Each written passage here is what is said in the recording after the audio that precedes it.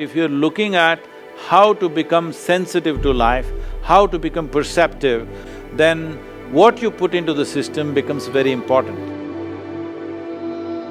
If we watch the body with what sort of food the body is most happy, you will naturally notice vegetarian or plant-based food. I do only one meal most of the days. It'll keep me going the entire 24 hours.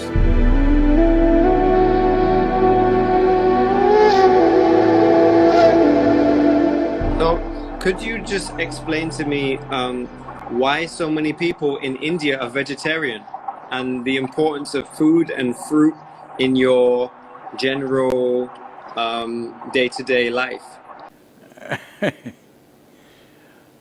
Right now, approximately 38% of India's population are pure vegetarians by, traditionally it's like that. Let's say about 50 years ago, nearly 60% were vegetarians, but Western educated doctors have been telling people, if you don't eat meat, you won't get nourishment, you have to eat some meat. So, because of that, some meat has come in, but still in India, meat eating is not like how it's in the West.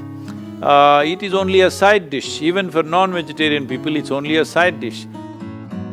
But why vegetarianism is, we see if your survival is under threat, your entire life is about survival. Once survival is taken care of, now you wonder, what is this all about? Because when survival is in question, it looks like when your survival is fulfilled, everything is going to be great. But once survival is taken care of, you realize that is not the truth. Your life is longing for something else. So survival was very simple and easy, it was a rich land, people survived well. Because of that, they started looking inward and it started developing various things, and one important thing is, nearly 70% of the country's population was always actively spiritual.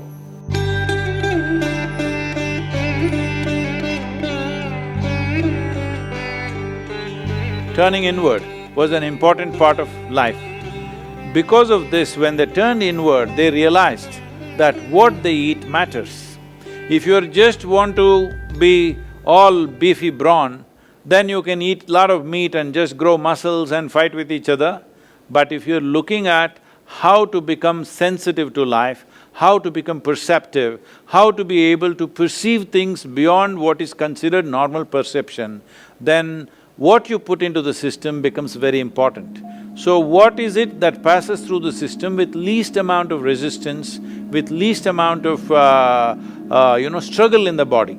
So to put this into perspective, let me put it this way. See, if you eat raw meat, for example, in the human system, compared to carnivorous animals, in all the carnivorous animals, the length of the alimentary canal is only 3 times the length of its body approximately. In all the herbivores, the length of the alimentary canal is 5 to 6 times the length of the body. So in a human being, it could be anywhere between 24 to 28 or 30 feet, which is nearly 5 to 6 times the length of our body. In this kind of alimentary canal, if you put meat, it will travel through this very, very slowly. Approximately, raw meat would take 70 to 72 hours to pass through the system. If you put cooked meat, it will take 50 to 52 hours to pass through the system. If you put cooked vegetable meals, it will take anywhere between 24 to 30 hours to pass through the system. If you put raw vegetables into the system, it will take 12 to 15 hours to pass through the system. If you put fruit into the system, it will take 1.5 to 3 hours to pass through the system. So, we started recognizing what is that food which happens in the body with least amount of residue, least amount of impurities, and passes through the system very quickly, because in yoga this is an important thing, we all manage this even now. If we eat anything, within 2.5 hours we must be hungry, our stomach must be empty.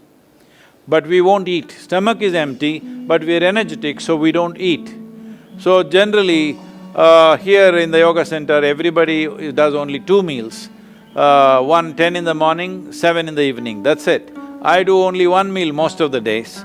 If I'm traveling, I may do something else a little bit, but otherwise generally if I am home, I do only 1 meal. So is that in the morning or the evening? I'm just curious. Generally for me, it is 4:35 in the evening. It'll keep me going the entire 24 hours. It's not like a rule, it is just that is the need. So suppose there is a lot of physical activity on a certain day, then you may eat a small breakfast or you may eat a fruit or something like that. Food is not to be made into a philosophy or a kind of a religious process. Food is the requirement of the body. If we watch the body, with what sort of food the body is most happy, body is most at ease, you will naturally notice vegetarian or plant-based food, body is most comfortable and is at ease.